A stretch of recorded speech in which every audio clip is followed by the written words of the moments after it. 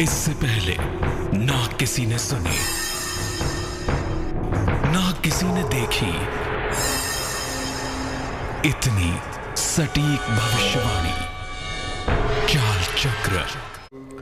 नमस्कार, बहुत स्वागत है आपका। आप देख रहे हैं चाल चक्र और मैं हूं आपके साथ शैलेंद्र पांडे।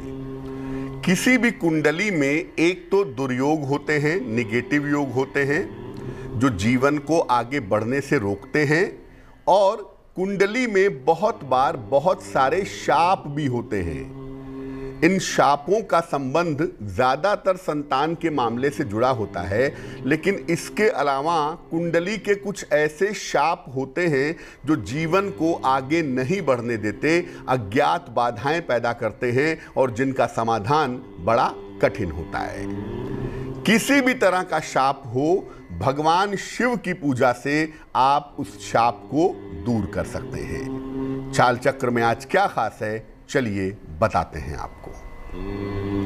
चाल चक्र में आज बात करेंगे कि सावन के महीने में महादेव की कृपा से कुंडली के शाप का नाश कैसे होगा। बात करेंगे कि आखिर वो कौन से कर्म होते हैं जिनका रिफ्लेक्शन कुंडली में आता है, कुंडली में शाप पैदा होता है।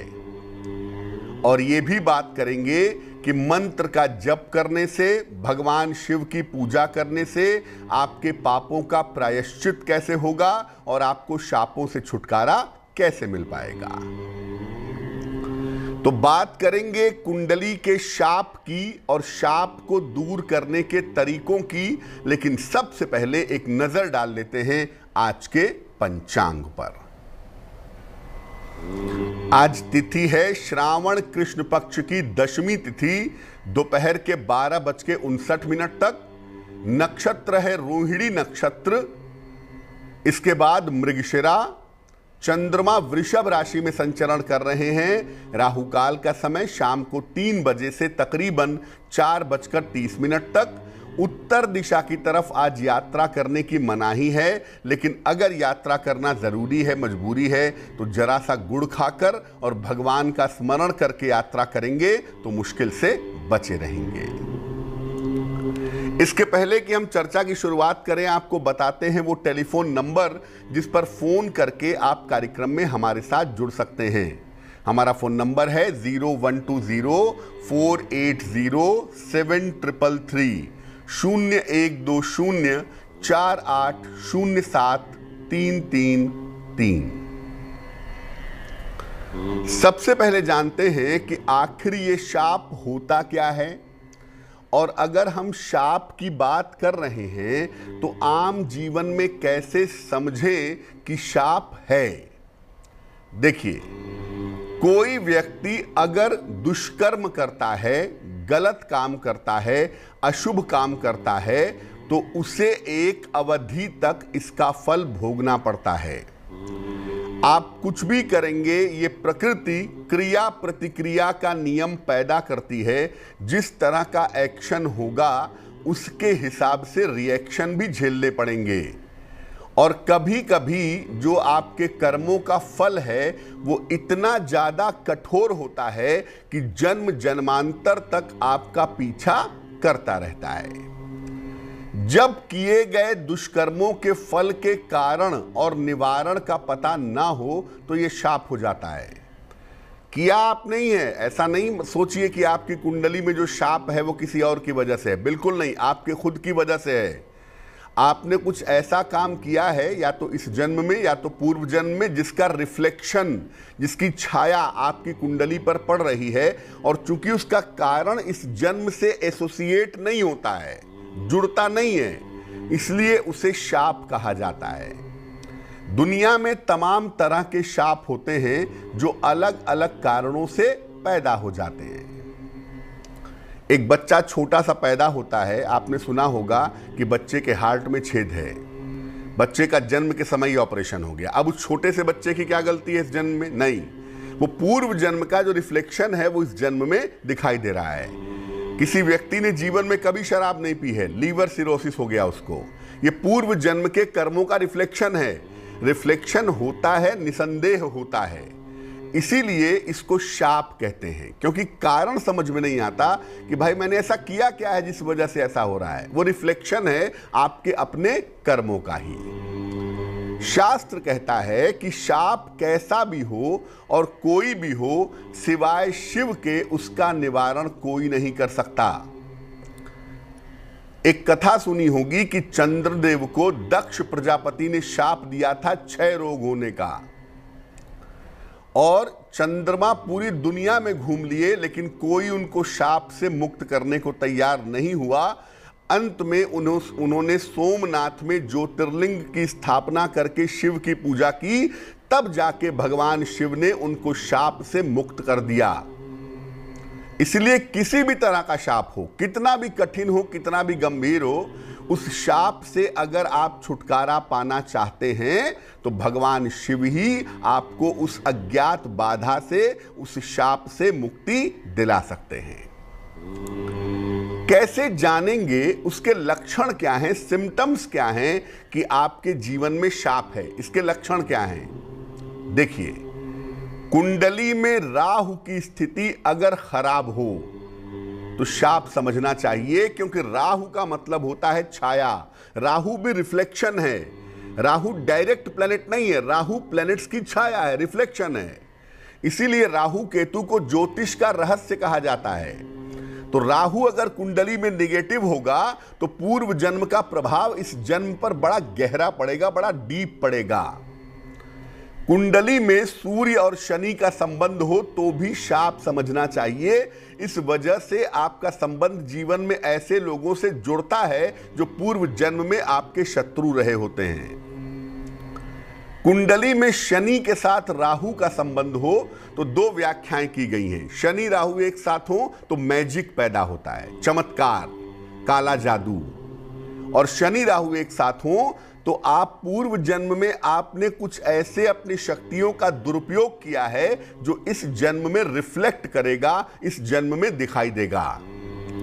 हाथ के बीचों बीच अगर तिल हो तो भी समझ लीजिए, आपको लगता होगा कि हाथ के बीच में तिल है तो बहुत पैसा रहेगा।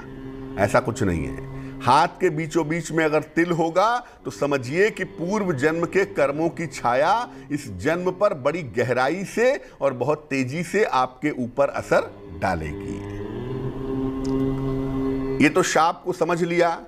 कैसे समझें? अब कौन से ऐसे काम होते हैं जिनको करने से शाप मिलने की संभावना रहती है? कौन से ऐसे कर्म हैं? देखिए, अपने दायित्वों को अगर आप नहीं निभाते हैं जिसकी वजह से तमाम लोगों को कष्ट होता है तो आप शाप के भागी बनते हैं। यानी आपको दायित्व निभाना है अपनी पत्नी के प्रति, अपने बच्चे के प्रति, अपने माता पिता के प्रति, और वो आप नहीं निभाएंगे तो आपके जीवन में शाप जैसी स्थिति बनेगी। बिना आवश्यकता के हरे वृक्ष काटते हैं और अपने स्वार्थ के लिए प्रयोग करते हैं। पीपल का वृक्ष है बड़ा पुराना, 50 साल 100 साल, आपके घर बनने में डिस्टर्बेंस हो रही है, आपने पेड़ कटवा दिया। बेवकूफ़ी करेंगे अगर ऐसी, हरे पेड़ कटवाएंगे बिना ज़रूरत के, तो निश्चित रूप से आप शाप के भागी बनेंगे। आजकल एक बड़ा एडवांस फार्मूला चल रहा है, लिंग और भ्रूण का परीक्षण करवाना, और लोग करवाते ही हैं, डायरेक्टली इनडायरेक्टली कैसे भी। और जब लिंग या भ्रूण का परीक्षण करवाते हैं तो गर्भपात भी करवाते हैं, एबॉर्शन भी करवाते हैं। खास तौर से स्त्री गर्भ की हत्या करते हैं, या अगर प्रेगनेंसी शुरू हो गई, संतान नहीं चाहिए तो भी एबॉर्शन करवाते हैं। अगर आप ऐसा करते हैं ना, डॉक्टर ने कहा कि आपकी पत्नी की जान बचना मुश्किल है, एबॉर्शन करना पड़ेगा, तो बात समझ में आती है क्योंकि वो लॉजिकल बात है। लेकिन सिर्फ अपने मजे के लिए या स्त्री गर्भ होने की वजह से अगर आप एबॉर्शन करवाते हैं तो भयंकर शाप जीवन में आता है और ये कई जन्मों तक आपका पीछा नहीं छोड़ता है। अपनी पत्नी या पति या मित्र के साथ अगर आप छल करते हैं तो छल करना, धोखा देना, अपने मित्र को धोखा देना, अपने पति को धोखा देना, अपनी पत्नी को धोखा देना, ये भी जीवन में शाप का कारण बनता है। जो लोग अपने गुरु की आज्ञा नहीं मानते और अपने गुरु का अपमान करते हैं, ऐसे लोगों के जीवन में भी शाप रिफ्लेक्ट होता है। अगर जीवन में सद्गुरु है तो आप बात नहीं मानेंगे तो वो मनवा लेंगे, ये तो पक्का जान लीजिए। सद्गुरु का होने का मतलब ही है कि आप गलत भी करेंगे तो वो आपको मार पीट के रास्ते पे ले आएंगे।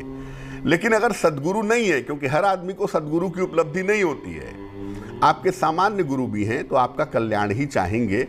और अगर आपके कल्याण के लिए, आपके भविष्य के लिए कोई बात आपसे कहते हैं और वो बात आप नहीं मानते, गुरु की आज्ञा की अवहेलना करते हैं, तो निश्चित रूप से आप शाप के भागी बनते हैं। अब आपने पूर्व जन्म में कौन से कर्म किए हैं या इस जन्म में कौन से कर्म कर रहे हैं जिसकी वजह से आप शाप के शिकार हो गए हैं, ये तो आपने समझ लिया। अब इन शापों को दूर कैसे करेंगे, इनका निवारण कैसे करेंगे? देखिए, अगर आपने दायित्व न निभाए हों तो क्या करेंगे? आगे से अपने दायित्व ठीक तरीके से निभाइए। ये मत सोचिए कि पैसा होगा तभी जिम्मेदारी पूरी करूंगा। सेवा से भी दायित्व निभाए जा सकते हैं। सावन के महीने में अस्पताल में दवाइयां बांटिए और रोगियों की सेवा करिए, या कोई बीमार आदमी है उसके पास पैसा नहीं है इलाज कराने का, उसकी सहायता करिए। और ओम नमो भगवते रुद्राय, ओम नमो भगवते रुद्राय, इस मंत्र का नियमित रूप से जप करिए। अगर दायित्व न निभाने की वजह से शाप है तो ये उपाय करने से उस शाप का प्रभाव कम हो जाएगा। अगर आपने हरे वृक्ष कटवाए हैं तो क्या करेंगे? सावन में लंबी आयु तक रहने वाले ढेर सारे पौधे लगाइए। जैसे पीपल का पौधा लगवा दीजिए, बरगद का पौधा लगवा दीजिए, आम का पौधा लगवा दीजिए, जो लंबे समय तक रहता हो। ऐसे पौधे बरसात के मौसम में, सावन के मौसम में आपको पार्क में, सार्वजनिक स्थानों पर लगवाने चाहिए। और रोज सवेरे 108 बार एक मंत्र पढ़िए, ओम गंगाधराय नमः, ओम गंगाधराय नमः। इस मंत्र का जप करने से इस शाप का विमोचन होता है। अगर आपने गर्भपात किया हो या करवाया हो, स्त्री गर्भ की हत्या की हो, तो ये पाप बहुत भयंकर है और इसका शाप भी बहुत भयंकर होता है। एक जन्म में आकर के आपको तमाम प्रयासों के बावजूद संतान की प्राप्ति नहीं होती, या संतान होती है तो उसके वजह से जीवन भर आपको कष्ट मिलता रहता है। क्या करेंगे अगर ऐसा शाप हो? किसी ज्योतिर्लिंग पर जाकर के, जो 12 ज्योतिर्लिंग हैं, उस स्थान पे जाएं या शिवालय में जाएं और वहां जल और बेलपत्र अर्पित करें। नियमित रूप से पूरे सावन भर करें तो बहुत अच्छा, और सावन के बाद भी शिवलिंग पर या ज्योतिर्लिंग पर जल और बेलपत्र अर्पित करना चाहिए। शिव अपराध क्षमा स्तोत्र, शिव अपराध क्षमा स्तोत्र, इसका नित्य प्रातः जितना संभव हो पाठ करें। अगर सुबह शाम दोनों समय करें तो बहुत अच्छा होगा। और जो गरीब लड़कियां हैं जिनका पैसे की वजह से विवाह नहीं हो पा रहा है, उनके विवाह की जिम्मेदारी भी लीजिए तो आपके लिए बहुत अच्छा होगा। अब अगर आपने गुरु की आज्ञा की अवहेलना की हो, शास्त्र कहता है शिवौ रुष्टे गुरुस्त्राता गुरौ रुष्टे न कश्चिनः। अगर भगवान शंकर भी आपसे नाराज हो जाएं, पूरी दुनिया के देवी देवता भी आपसे नाराज हो जाएं, तो आपके गुरु आपको बचा लेंगे, आपकी रक्षा कर लेंगे। लेकिन अगर गुरु नाराज हो जाए तो स्वयं शिव भी आपकी रक्षा नहीं कर सकते। गुरु का मतलब जानते हैं ना? गुरु साक्षात परम ब्रह्म। गुरु जो हैं वो स्वयं ब्रह्म के स्वरूप माने जाते हैं। इसलिए अगर आप गुरु की अवहेलना करते हैं तो मामला जरा गंभीर हो जाता है। अगर गुरु की आज्ञा की आपने अवहेलना की हो तो गुरु से नियमित रूप से क्षमा याचना करिए। गुरु जो होते हैं वो जितने जल्दी क्रोधित होते हैं आपके ऊपर, उतनी ही जल्दी आपके ऊपर कृपा भी करते हैं। तो गुरु से नियमित रूप से क्षमा याचना करिए। दूसरे लोगों को ज्ञान और मुक्ति का मार्ग दिखाइए। देखिए, सही मार्ग पर दूसरों को सतपथ का निर्देशन करना भी ईश्वर की तरफ चलने का एक मामला है। इसलिए दूसरों को भी अच्छे रास्ते पर चलने का मार्ग दिखाइए और रुद्राष्टक का पाठ करिए। इसके अलावा हर पूजा के पहले गुरु की वंदना करिए और हर पूजा के बाद गुरु से क्षमा याचना करिए, रुद्राष्टक का पाठ करिए, लोगों को धर्म के मार्ग पर, अध्यात्म के मार्ग पर चलाने का प्रयास करिए। अब आपको बताते हैं एक ऐसा मंत्र जिसका जप करने से हर पाप का प्रायश्चित होता है। लेकिन इसका मतलब ये नहीं है कि ये मंत्र लाइसेंस है कि इसको आप पढ़ेंगे और दूसरी तरफ पाप करेंगे, गलतियां करेंगे, ऐसा नहीं है। आप मन में ये संकल्प लेंगे कि मैं आगे से पाप नहीं करूंगा, गलती नहीं करूंगा, और तब इस मंत्र का प्रयोग करेंगे तो आपको लाभ होगा। मंत्र देखिए स्क्रीन पर। मंत्र है कर चरण कृतम वा कायजम कर्मजम वा श्रवण नयनजम वा मानसम वा पराधम विहितम अविहितम वा सर्वमेतत् क्षमस्व जय जय करुणाब्धे श्री महादेव शंभो। शिव अपराध क्षमा स्तोत्र में आपको ये मिल जाएगा। और इस श्लोक का, इस मंत्र का नियमित रूप से अगर आप 9 बार भी सुबह कहते हैं रोज अपनी पूजा के दौरान, तो आपके पापों का प्रायश्चित होता है और आपको शापों से छुटकारा मिल पाता है। तो देखिए, गलती तो वैसे होनी ही नहीं चाहिए, ऐसी गलती करिए ही मत जिसकी वजह से आपको जन्म जन्मांतर तक वो शाप भोगना पड़े। लेकिन अगर ऐसी गलती हो गई है तो शिव की शरण में जाइए, देवाधिदेव महादेव आपको पाप से, शाप से मुक्त कर देंगे। वक्त एक छोटे से ब्रेक का है, लेकिन ब्रेक पर जाने के पहले जान लेते हैं कि आज की जिज्ञासा क्या है। आज की जिज्ञासा है कि क्या हनुमान जी को चांदी का वर्क अर्पित कर सकते हैं? क्योंकि हनुमान जी की पूजा में लोग चांदी के वर्क का इस्तेमाल करते हैं। क्या ऐसा किया जा सकता है? ये बताएंगे आपको एक छोटे से ब्रेक के बाद।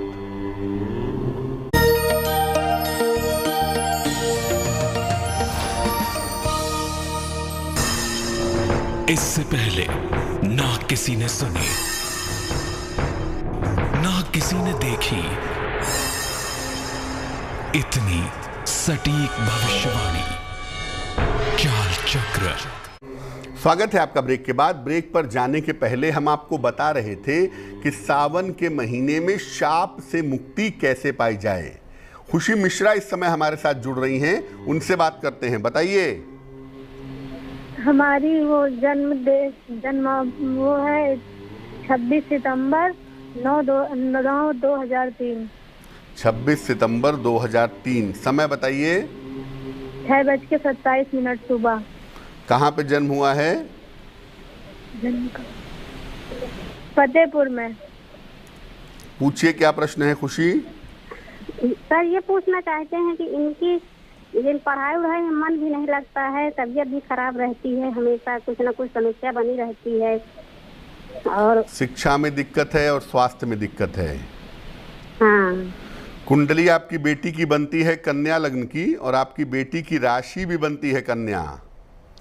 जो कुंडली में शिक्षा का स्वामी है, जो एजुकेशन को कंट्रोल करता है, सैटर्न यानी शनि, वो बहुत अच्छी स्थिति में नहीं है, लग्न में भी और नवमांश में भी। और चंद्र से भी पंचम को देखें तो स्थितियां बहुत अच्छी नहीं दिख रही हैं। तो बहुत उम्मीद मुझे पढ़ाई की इसमें दिखती नहीं है, पढ़ाई ज़्यादा नहीं होगी। बहुत खींच खांच कर ग्रेजुएशन तक चली जाएं तो बहुत अच्छा है, वरना उससे ज़्यादा पढ़ पाना संभव नहीं है।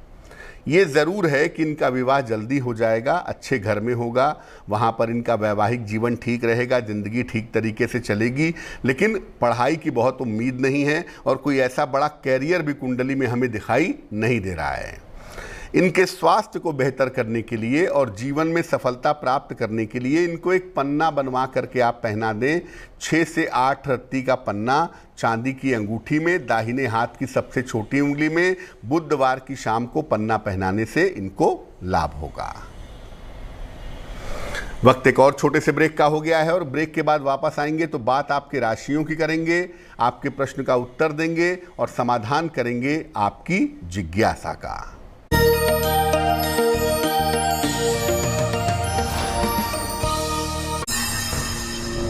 इससे पहले ना किसी ने सुनी, ना किसी ने देखी इतनी सटीक भविष्यवाणी। चाल चक्र।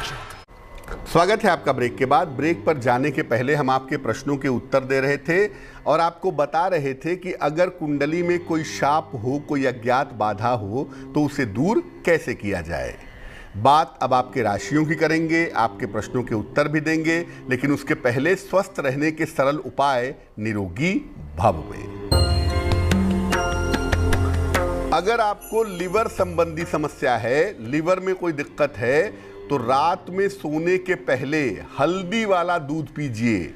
1 गिलास दूध में थोड़ी हल्दी डाल करके उबालिए और ल्यूक वार्म होने पर इसको पीजिए। इससे आपकी लिवर की समस्या में सुधार होगा। चलिए राशियों के सिलसिले की शुरुआत करते हैं। सबसे पहले मेष राशि। मेष राशि, धन लाभ के योग आज आपके लिए बने हुए हैं। संतान पक्ष की उन्नति भी आपके लिए दिखाई दे रही है और मानसिक चिंताओं का सलूशन, हल आज निकलेगा। शुभ रंग होगा आपका सफेद और भाग्य होगा 80%। वृषभ राशि, आर्थिक स्थिति आपकी काफी बेहतर दिख रही है। संपत्ति का लाभ होता दिख रहा है और इस समय आप नए काम की शुरुआत कर सकते हैं, यह संभावना बनी हुई है। शुभ रंग होगा हरा और भाग्य साथ निभाएगा 90%। मिथुन राशि, अपने स्वास्थ्य का ध्यान बनाए रखिएगा आज के दिन। परिवार में बेवजह के विवाद न हो, इसमें भी शांति रखिए। बेहतर होगा कि आज थोड़े से गुड़ का अगर आप दान कर दें तो बहुत सुंदर होगा। शुभ रंग होगा गुलाबी और भाग्य होगा 60%।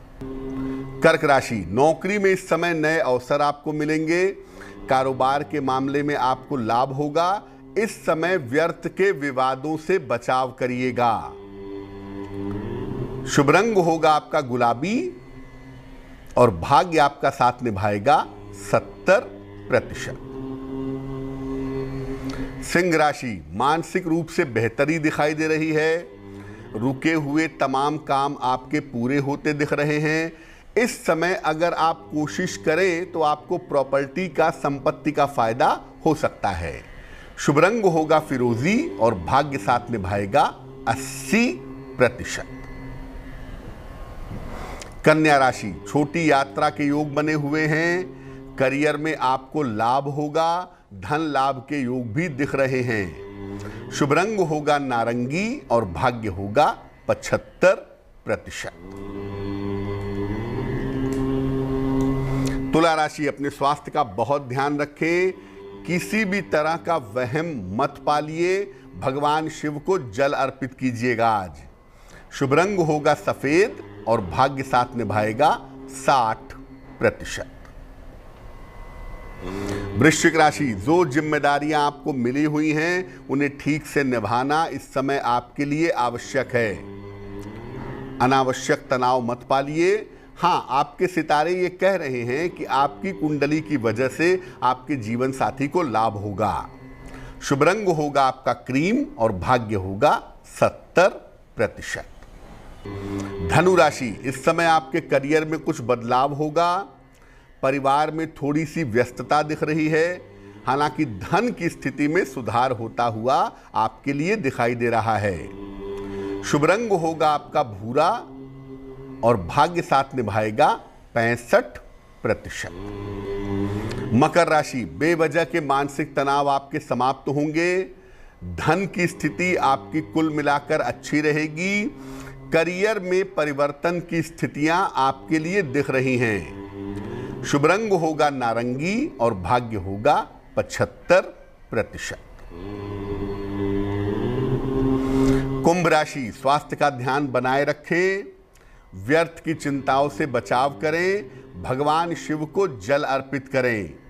शुभ रंग लाल और भाग्य साथ निभाएगा 60%।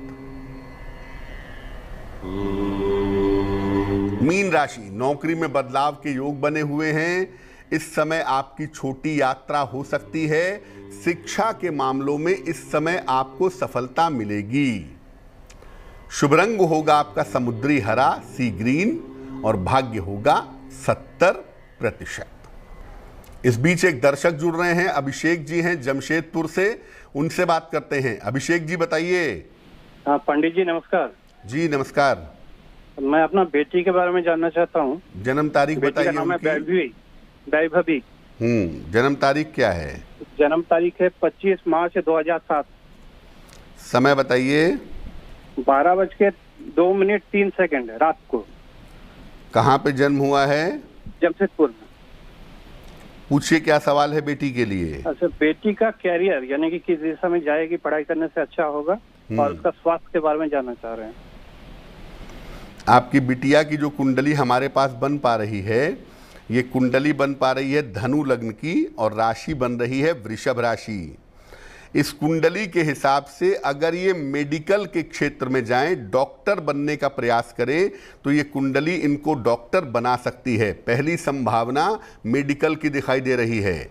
दूसरी संभावना ये है कि ये प्रशासनिक सेवा में एडमिनिस्ट्रेटिव फील्ड में भी नौकरी कर सकती हैं, यानी मेडिकल या प्रशासन के क्षेत्र में करियर बनाने के लिए आप इनके प्रयास करिए। दूसरी बात यह है कि इनका स्वास्थ्य गड़बड़ है, चंद्रमा की वजह से पेट की और सर्दी जुकाम की समस्या कुंडली में दिखाई दे रही है। करियर अच्छा है, पैसे की स्थिति बहुत अच्छी है, उसमें चिंता की आवश्यकता नहीं है, लेकिन इनका विवाह जब भी करेंगे कुंडली मिला करके विवाह करेंगे, क्योंकि वैवाहिक जीवन में इस कुंडली में दिक्कतें आती हुई दिखाई दे रही हैं। फिलहाल इनका करियर अच्छा हो, इनका स्वास्थ्य बेहतर हो, उसके लिए इनको एक पीला पुखराज वजन में 5-6 रत्ती सोने या पीतल की अंगूठी में, दाहिने हाथ की तर्जनी उंगली में बृहस्पतिवार को सवेरे धारण करवाइए, और इनको बोलिए कि ये नित्य प्रातः सूर्य भगवान को जल चढ़ाएं, तो उससे इनको लाभ होगा। एक और दर्शक हमारे साथ जुड़ गए हैं, अनुराग जी हैं गोरखपुर से, उनसे बात करते हैं। अनुराग जी बताइए। जी गुरुजी प्रणाम। जी प्रणाम। सर मेरा नाम अनुराग गुप्ता है। सर मेरा डेट ऑफ बर्थ 2/10/1996 है। समय बताइए अनुराग। समय शाम को 4:15। कहाँ पे जन्म हुआ है? गोरखपुर में। क्या प्रश्न है अनुराग, पूछिए। सर मेरा प्रश्न ये है कि सर मैं सिविल का तैयारी करता हूँ, यूपीएससी का, तो सर उसमें नौकरी में कब तक पा जाऊंगा, और मुझे क्या क्या रत्न पहनने चाहिए, और क्या क्या पूजा में क्या क्या करना चाहिए, कौन सा व्रत करना चाहिए, और सर नौकरी कब तक लगेगा। और सर एक बात और है कि सर मेरे खानदान में सर ब्रह्म दोष एक है, तो सर उसका उपाय क्या करें हम लोग। कुंडली कुंभ लग्न की है और राशि आपकी वृषभ बनती है। पहली बात यह है कि प्रशासनिक सेवा में जाने की संभावना कुंडली के हिसाब से कमज़ोर है। प्रशासनिक सेवा की सलाह मैं आपको नहीं दे सकता, क्योंकि उसकी स्थिति बहुत अच्छी नहीं दिखाई दे रही है। अगर आप लॉ की पढ़ाई कर लें, अगर आप कानून की पढ़ाई कर लें, तो निश्चित रूप से न्यायिक सेवा में जा सकते हैं, उच्च पद मिल सकता है। वरना शिक्षा के क्षेत्र में या एसएससी में या किसी क्लरिकल नौकरी में गवर्नमेंट जॉब पाने की संभावना बनती है 2023 में। पहली बात। दूसरी बात यह है कि आपकी कुंडली की प्रॉब्लम यह है कि राहु सूर्य शनि केतु एक साथ बैठे हुए हैं, तो भैया नशे की आदत से, उल्टी सीधी दवाइयाँ खाने से, ज़बरदस्ती इंजेक्शन लगवाने से बचिएगा, क्योंकि ये दोष थोड़ा गड़बड़ है। अपने करियर और जीवन को बेहतर करने के लिए आप एक ओपल बनवा के पहन लें। लगभग 12 से 14 रत्ती का ओपल चांदी की अंगूठी में, दाहिने हाथ की तर्जनी उंगली में, शुक्रवार की शाम को ओपल धारण करने से आपको लाभ होगा। पहला काम। दूसरा, ब्रह्म दोष जो है, जो शाप की बात है, हमने आज ही अपने कार्यक्रम में बताया है कि अगर ज्ञात अज्ञात बाधा हो या शाप हो तो भगवान शिव की पूजा करनी चाहिए। हर सावन में हर साल रुद्राभिषेक आप परिवार के लोगों के साथ मिल करके करिए, तो इस ब्रह्म दोष का, इस शाप का निवारण जरूर होगा। इस बीच एक दर्शक जुड़ रही हैं हमारे साथ, सोनी है बरेली से, उनसे बात करते हैं। बताइए। राम राम पंडित जी। राम राम बहन जी, नमस्कार, बताइए। पंडित जी हमें अपनी लड़की के बारे में जानना था। जन्म तारीख बताइए अपने लड़के की। जन्म तारीख तो नहीं पता पंडित जी। कितनी उम्र है उसकी? भी 19 साल उम्र है उसकी। 1 से 9 के बीच में कोई संख्या बोलिए। 8। पूछिए क्या प्रश्न है। पंडित जी वो रेलवे में तैयारी कर रही है नौकरी के लिए। आपकी बेटी है? क्या? हाँ बेटी है। क्या उसकी जॉब लग जाएगी? जो इस समय शादी के बारे में भविष्य भी बता दीजिए। जो इस समय की प्रश्न कुंडली बनती है और जो नंबर आप बताती हैं, बिल्कुल आपकी बिटिया को सरकारी नौकरी मिलने की संभावना बनती है, लेकिन ये सरकारी नौकरी मिलने की संभावना अगले साल के अप्रैल से शुरू होती है। 2022 और 2023 इस लिहाज से ठीक है। इस समय में सरकारी नौकरी की संभावनाएं कुंडली में ज़रूर दिखाई दे रही हैं, पहली बात। दूसरी बात यह है कि स्वास्थ्य बहुत अच्छा नहीं दिख रहा है प्रश्न कुंडली में इस समय। स्वास्थ्य का, खासतौर से पेट का और आँखों का, इनको ध्यान रखना चाहिए। विवाह होने में थोड़ा विलंब होगा और जब भी विवाह का निर्णय लिया जाए कुंडली मिला करके या कम से कम लड़के की कुंडली देख करके सोच समझ के विवाह का निर्णय लिया जाए तो ज़्यादा बेहतर रहेगा। क्या करना होगा? आप अपनी बेटी से कहें कि वो रोज़ सवेरे सूर्य भगवान को जल चढ़ाएं, सादा जल, प्लेन वाटर, और रोज़ शाम को 108 बार ओम शं शनैश्चराय नमः इस मंत्र का जप करें तो उनके लिए काफ़ी अच्छा होगा। एक और दर्शक हमारे साथ जुड़ गए हैं, गोल्डी हैं दिल्ली से, उनसे बात करते हैं। गोल्डी बताइए। गुरुजी नमस्ते। जी नमस्कार। गुरुजी मुझे अपने भाई के बारे में बात करनी है। उसका डेट ऑफ बर्थ है 12/12/83। समय बताइए। 7:40 शाम को। कहाँ पे जन्म हुआ है? जन्म स्थान मुजफ्फरनगर। पूछिए क्या सवाल है? सर वो इतने 40 साल का होने वाला है पर उसका कोई अभी व्यवसाय ठीक नहीं, वो स्कूल में जॉब करता था, कभी उसका नौकरी ठीक नहीं चली। तो सर अभी उसने इलेक्ट्रॉनिक का काम शुरू करा है, क्या उसका चलेगा? मतलब अभी अप्रैल से शुरू करा है उसका इलेक्ट्रॉनिक का काम। सर इलेक्ट्रॉनिक का काम चलेगा या नहीं? और उसका जीवन कैसा रहेगा सर, भविष्य कैसा रहेगा आगे के लिए? मिथुन लग्न है आपके भाई का, राशि बनती है कुंभ राशि। महादशा आपके भाई की बुध की चल रही है और अंतरदशा चल रही है राहु की। इलेक्ट्रिकल इलेक्ट्रॉनिक्स का काम आपके भाई साहब के लिए अच्छा है और ये काम ठीक से चलेगा ऐसा लग रहा है, लेकिन अभी थोड़ा सा इंतज़ार करना होगा अगले साल के फरवरी तक का। फरवरी के बाद से स्थितियां थोड़ी बेहतर ज़्यादा हो जाएंगी। दूसरा ये है कि मिथुन लग्न है, अष्टम शनि का गोचर, और कुंभ राशि है, द्वादश शनि का गोचर। तो दुर्घटनाओं और स्वास्थ्य का थोड़ा ध्यान रखना होगा, जल्दबाजी में निर्णय लेने से बचना होगा। हालांकि जीवन में जो सेटलमेंट वाला पार्ट इनका दिख रहा है, तो जीवन में पूरी तौर से स्थिर होने वाला जो हिस्सा है वो 2023 में दिखाई दे रहा है। आप अपने भाई साहब को एक पन्ना बनवा करके पहना दें, लगभग 6 से 8 रत्ती का पन्ना, चांदी की अंगूठी में, दाहिने हाथ की सबसे छोटी उंगली में। बुधवार की शाम को पन्ना धारण करेंगे और रोज शाम को सूर्यास्त के बाद 108 बार ओम शं शनैश्चराय नमः इस मंत्र का जप करेंगे तो इनके लिए अच्छा होगा। चलिए अब बात कर लेते हैं उनकी जिनका है आज जन्मदिन। जिन लोगों का जन्मदिन है उन्हें हम सबकी तरफ से जन्मदिन की हार्दिक शुभकामनाएं। आने वाले वर्ष में आपके करियर में बदलाव की संभावना जरूर बन रही है।